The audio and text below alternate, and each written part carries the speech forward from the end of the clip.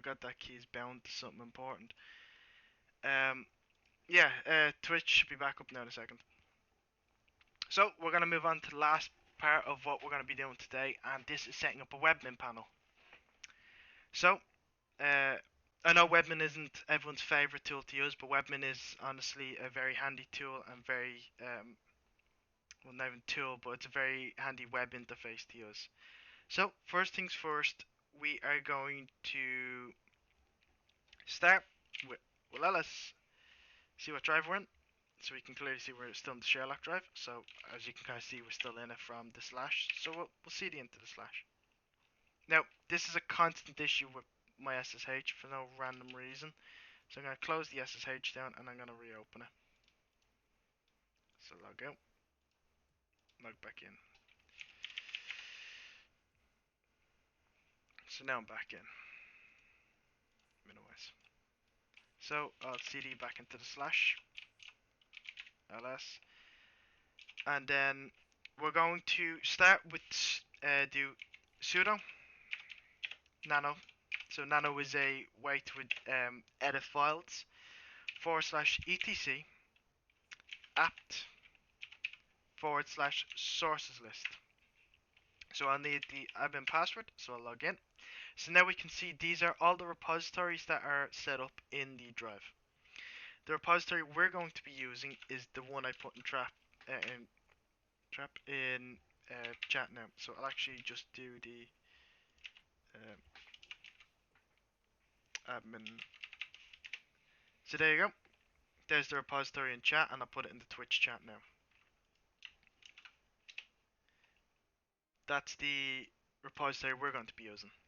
So all you have to do is just copy the file or the repository we want to use, and as you can see, it's not done by mouse. Well, it can be done by mouse, but it's normally your cursors where you are clicking. So I'll paste that in.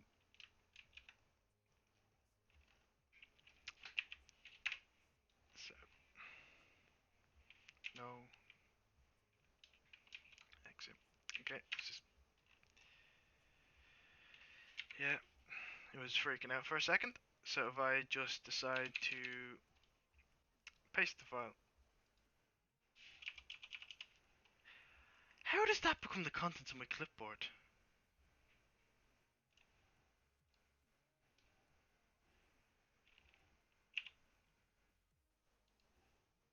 There.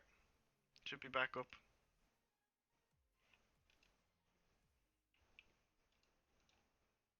There.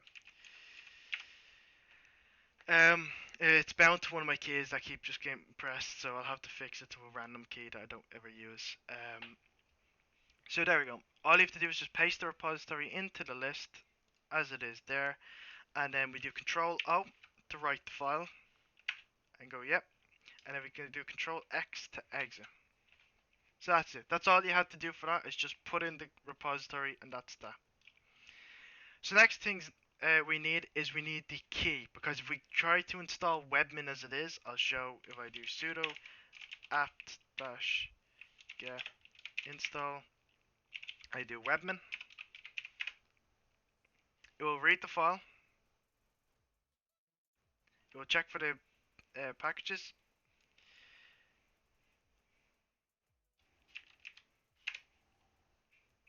Yep, so it is in there. So if we do TUDublin, then, and I'll post this in chat now as well.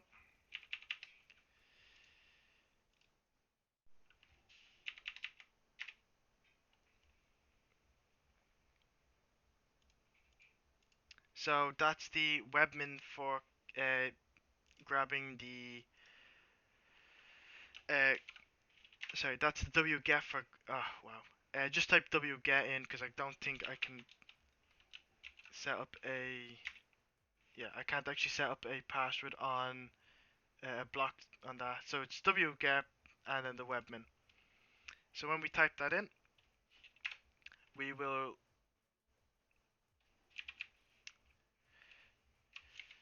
sorry, I'm not in admin, so there we go. So you have to sudo do it because you get permission denied if you don't do it. That's fine. Just check that. Yep.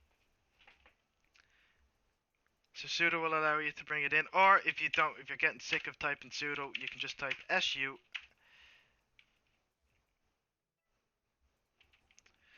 For some random reason, it doesn't allow me to log in half the time with my super user account, even though the password is correct. Okay. It's not allowing me to do it. It allows me to do it on my other box, but I'm not sure why it's not allowing me to jump straight into super user on this account. Which would allow me not to have to put in sudo every time, I'd just be able to straight up use it.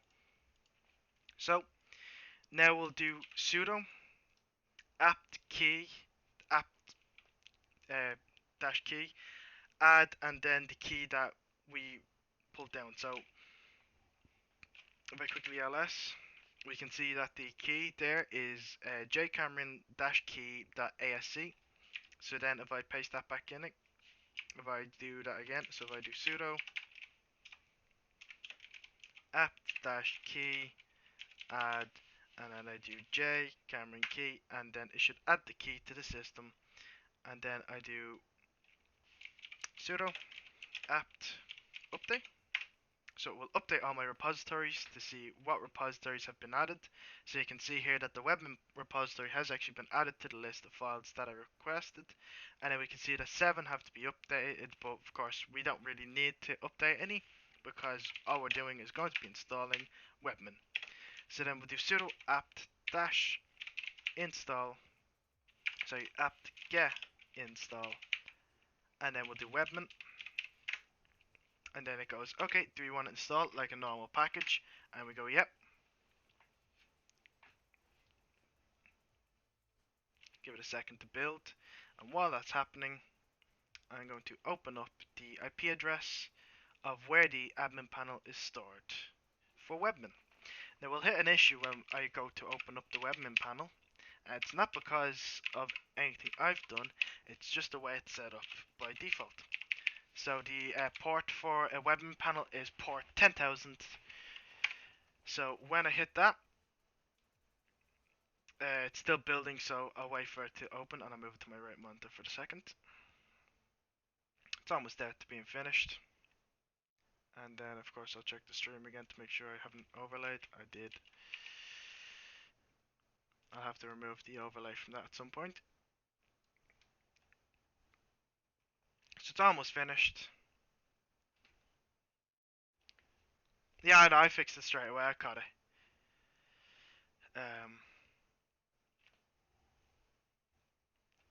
So there we go, it's just unpacking. So once I know all this is finished, I'll drag it, I'll go refresh onto the port and we'll have a look and see what it says.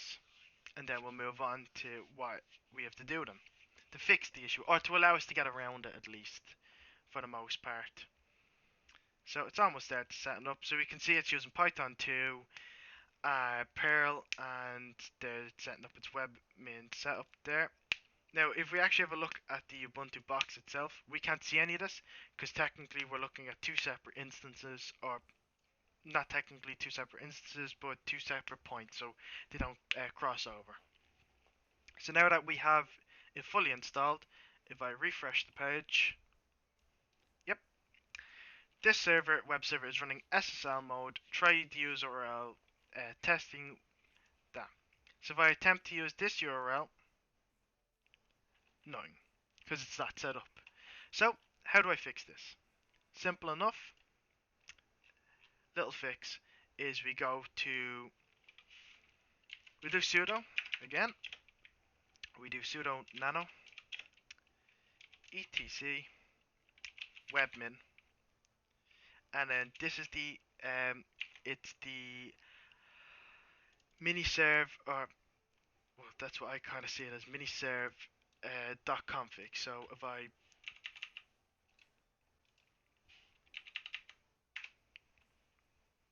there we go there. So it's sudo nano and then etc webmin miniserve.config. So I'll post that into the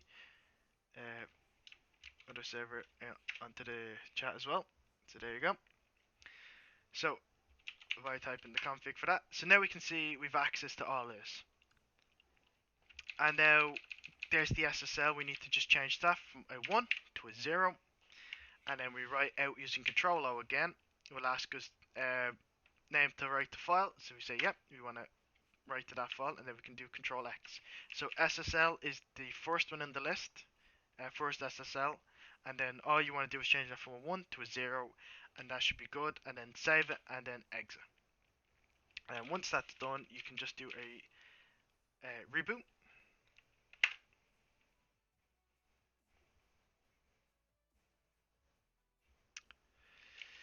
Sudo reboot then. There we go. Just killed my connection to the server. So if we actually jump back over to here for a second, we'll see that it's actually booting up in the VM. So that's simple enough. Normally you can do reboots from within the VM itself, and I'm pretty sure it won't cause the same issue, but I haven't tested that. So it should be quick enough booting up, and then I'll show you where we had the issue here of we couldn't actually log on to the Webmin panel because it was in SSL mode. Now there is other like security stuff you can set in place where you can set it to certain URLs and only certain ports can access it. And of course, this isn't security based at the moment. This is only just getting you set up with a basic panel and a basic understanding. So once that's up and running, I will be able to refresh this page and it will allow us to see the Webmin panel. Nothing yet, so it's still setting up. If I minimize that. I know I told everyone to, by the way, install FileZilla client. That's if you don't use if you didn't use BibVice to access your SFTP, you of course can log in using FileZilla as a alternative to get into your files to make edits to them. Now we didn't make edits to them today, but probably in my next stream that I do, I'll be doing a um, host or showing like how you can upload, download, and do files that will allow you to access your web server. So there we go. Here's Webmin up and running. So I think the standard is you just use your login details to log into the page, or it could be root and tor depending on whichever way is set up. So if I try and log in now, perfect. So this is Webmin. I'm just going to set it into dark mode really quickly because it's more appealing on the eyes. Wow. There we go. So this is Webmin. It's a fairly simple tool, very, very handy. I know a lot of people don't, of course, enjoy using it just for they've got their own alternatives or they prefer to use completely command line. But setting up a simple Webmin panel allows you to see your virtual disk space, your real memory, your CPU usage. So as you can see here, I've dedicated 4 of my cores from my i7 to this, and none of them are being used. Where if this was say a GUI based one, a lot more my cores would probably be on like 5 to 10% of usage, or probably depending on what I dedicate to, probably a lot higher. But we can see here that we've got 0 running processes and the system uptime is 2 minutes. Virtual memory is 4 gigs and the packages that need to be upgraded can be upgraded directly through here, so you can automatically update them. Now, of course, there's a lot of features built into Webmin that allow for a server to run. So we've got our Apache web server that we can access through port 80. So if I go ahead and just grab the IP address here, open up another tab, and then just remove that, and we can see the Apache server we set up earlier. Now I didn't want to go into this earlier just because I showed you the files, but now we can actually see what it looks like. And we can see the var, www, the public HTML. And Apache has loads of information about all this. Best thing is to always keep this up to date, or of course if you want to use Nginx, be my guest and use Nginx. This was just a demonstration purposes. So the Apache web server is set up like that, and of course you can set up depending on like how you have it set up. You can set up more virtual hosts and point them to certain ports as long as you port forward. You have SSH servers, so you can set up host keys and client options and a lot of other things. So if you want to be more secure and security wise, you can do it all through the panel, or of course you can do it on the server depending on how you like to set everything up. I prefer using the panel. I have my own personal one set up like this, with a lot more security behind it than I have done in this video. And unused modules. It's got a whole host of modules that you can set up. Everything from VPN clients to PHP configuration, to MySQL databases, to firewalls, to SSL tunnels, to voicemail servers, to a whole host of stuff. And that doesn't even include the stuff you can actually apt install on the dedicated server side. And um, like, there's more and more stuff you can actually add. And then of the main things that are installed by default is a user mail, SSH, and web server. And then on the system side, we can see a lot of the stuff that's built in. So for a lot of the forges this year, a lot of them got very used to using what's called a cron job. Um, Someone can correct me if I'm wrong, but cron jobs are automatic tasks like the Windows scheduler that allows you to schedule an event to happen and it will run using the cron job instead of you manually having to do it. You can see schedule commands ran as whatever you so choose on whatever date. So you might want to restart the server, you might want to delete files, you might have the option to, you might set up an elaborate system to connect your GitHub, push up anything or pull any updates you've done for web clients from the master copy, and allow your server to constantly be updated depending on what you so choose. But there's a lot of built-in functionality into Webmin, and for people who are just getting set up, you can flick through it and you can see everything from the firewalls to the bandwidth monitoring to the IPv6 to everything.